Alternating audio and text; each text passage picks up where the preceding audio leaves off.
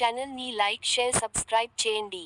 యువ తారలందరికీ cricket summer camp, champions edge cricket academy, త్వరపడండి, పరిమిత సీట్లు అందుబాటులో ఉన్నాయి.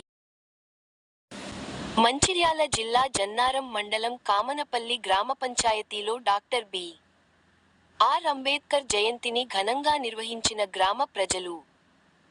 కులాలకు అతీతంగా ఎస్సీ, ఎస్టీ, బీసీ, మైనార్టీ, బహుజనులు అధిక సంఖ్యలో పాల్గొని ఘనంగా నిర్వహించారు.